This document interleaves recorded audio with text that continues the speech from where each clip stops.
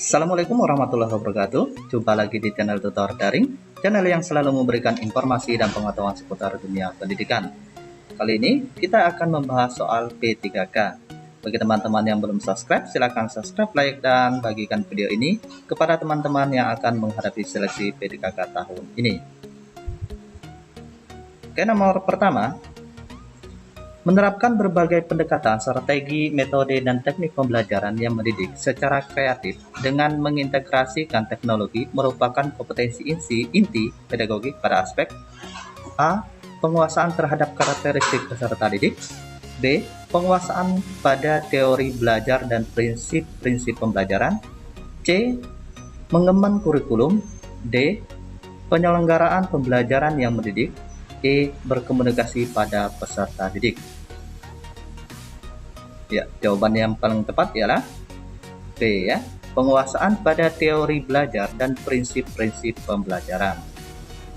Oke, kita lanjut nomor 2. Teori ini memandang belajar sebagai hasil dari pembentukan hubungan antara rangsangan dari luar atau biasa disebut dengan stimulus dan balasan dari siswa atau biasa disebut dengan respon yang dapat diamati.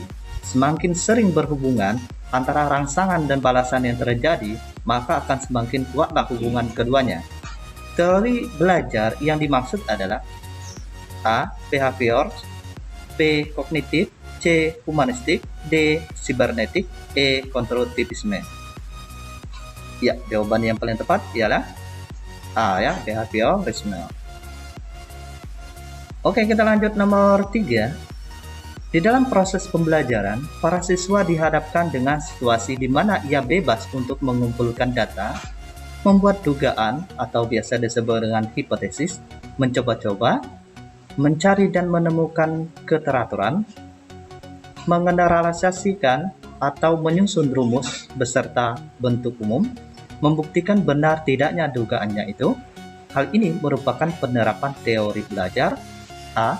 Sibernetik, B. Kognitif, C. Humanistik, D. Behaviorisme, E. Konstruktivisme. Ya, jawaban yang paling tepat ialah E, ya. Nomor 4. Seorang guru mengembangkan tujuan pembelajaran untuk menggambarkan proses dan hasil belajar yang diharapkan dicapai oleh peserta didik sesuai dengan kompetensinya yang dimuat dalam A. Silabus, B. RPP, C. Silabus dan RPP, D. SKL, E. Lembar penilaian. Ya, jawaban yang paling tepat ialah ya, RPP, ya. Nomor 5. Dalam mempersiapkan pembelajaran, seorang guru akan selalu bertemu dengan istilah silabus dan RPP. Silabus dan RPP sama-sama sebagai rencana proses pembelajaran. Perbedaannya adalah sebagai berikut. A. Silabus berisi kompetensi dasar, sedangkan RPP mengarahkan kegiatan belajar untuk mencapai kompetensi dasar. B. Silabus bersumber dari standar isi dan standar lulusan, sedangkan RPP bersumber dari standar kompetensi lulusan. C. RPP dibuat oleh setiap guru, sedangkan silabus dibuat oleh tim guru. D. RPP dan silabus keduanya disusun oleh setiap satuan pendidikan. E.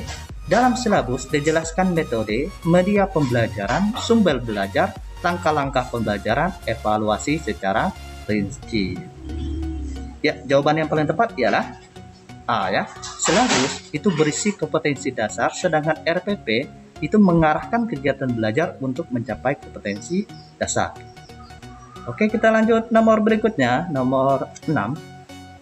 Model pembelajaran yang mempunyai keunggulan antara lain berpikir dan bertindak kreatif, memecahkan masalah yang dihadapi secara realistis, merangsang perkembangan kemajuan berpikir siswa untuk menyelesaikan masalah yang dihadapi dengan tepat adalah A.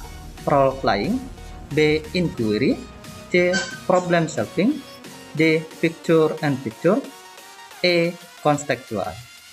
Ya, jawaban yang paling tepat ialah C, ya, problem solving. Lanjut nomor 7. Seorang guru mengajukan pertanyaan kepada siswa dengan tujuan agar siswa tersebut mengingat kembali materi pelajaran yang sudah dipelajari sebelumnya, Hal tersebut termasuk kegiatan A. Memberikan acuan, B. Melaksanakan tes awal, C. Memberikan bimbingan, D. Membuat kaitan, E. Meningkatkan motivasi. Ya, jawaban yang paling tepat ialah D ya, membuat kaitan. Nomor berikutnya, nomor 8. Seorang guru menjumpai kebiasaan belajar yang kurang tepat yang dilakukan oleh salah seorang siswanya, sehingga kesulitan dalam mengikuti pelajaran. Langkah awal yang tepat untuk mengatasi kesulitan belajar demikian yaitu A. Tunjukkan akibat atau dampak kebiasaan belajar yang salah terhadap prestasi belajar. B. Berikan kesempatan kepada siswa untuk mendiskusikan aspirasinya secara rasional. C. Ciptakan iklim sosial yang sehat antara guru dengan siswa dan antara siswa di dalam kelas. D. Susun aturan dan batasan-batasan dalam proses pembelajaran. E. Berikan kesempatan memperoleh pengalaman yang menyenangkan atau memperoleh sukses dalam belajar meskipun prestasinya minimal. Ya, jawaban yang paling tepat ialah D ya. Susun aturan dan batasan-batasan dalam proses pembelajaran. Nomor 9. Faktor yang penting dipertimbangkan oleh seorang guru dalam melaksanakan diskusi pemecahan masalah pada proses pembelajaran adalah A. Waktu yang tersedia untuk melaksanakan diskusi. B. Rumusan masalah yang harus didiskusikan.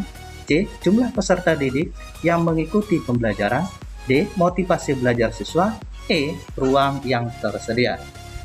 Ya, jawaban yang paling tepat ialah B ya, rumusan masalah yang harus didiskusikan. Oke, kita lanjut nomor 10.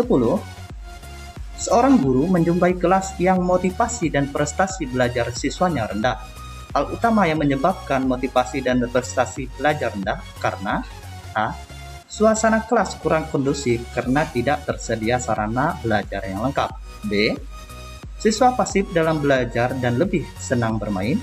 C. Siswa tidak mendapat bimbingan belajar dari orang tua. D. Pembelajaran kurang menghargai perbedaan individu siswa. E. Siswa cenderung lebih suka belajar dalam kelompok. Ya, jawaban yang paling tepat ialah ya, D ya. Pembelajaran kurang menghargai perbedaan individu siswa. Oke, sekian dulu pembahasan soal P3K kali ini. Semoga soal-soal ini bisa membantu teman-teman untuk menghadapi seleksi P3K tahun ini. Dan semoga sukses. Saya akhiri. Assalamualaikum warahmatullahi wabarakatuh.